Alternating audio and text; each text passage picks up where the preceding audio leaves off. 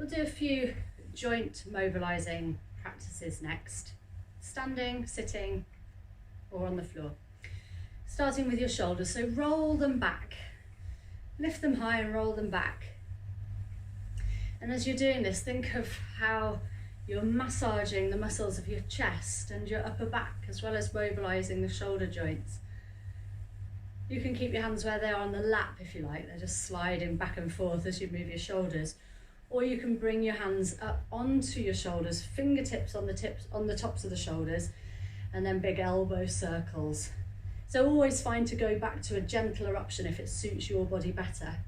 But sometimes nice to put something a little extra in from time to time. Breathe in as you lift your arms up. Breathe out as you lower your arms down. And as usual, let the breath be the pacemaker. So take smooth, slow breaths in and out, and then fit your movements with your breath.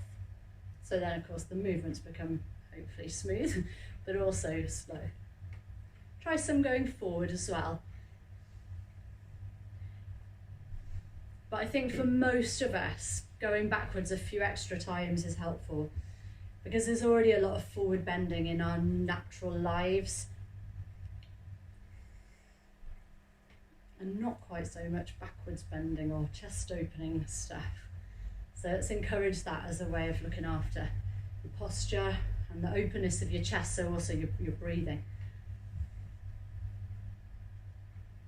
Okay, then maybe trying an upward swimming action. But if you want to, reach up towards the ceiling, and then bring your arms down to your sides, and then come back to the start position, hands at the chest together like a prayer position, and then up you go again, and then down. So we'll breathe in the upward movement, breathe out the downward movement.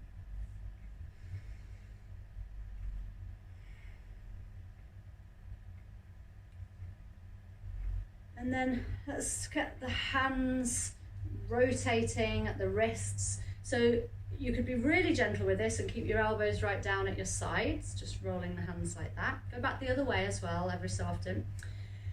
Or you could have your arms up above your head if you want to challenge yourself a bit more with muscle strength, or probably a little bit harder, take your arms out to the sides and challenge yourself there. And then let's also wriggle the fingers a few times. So like you're playing the piano super fast.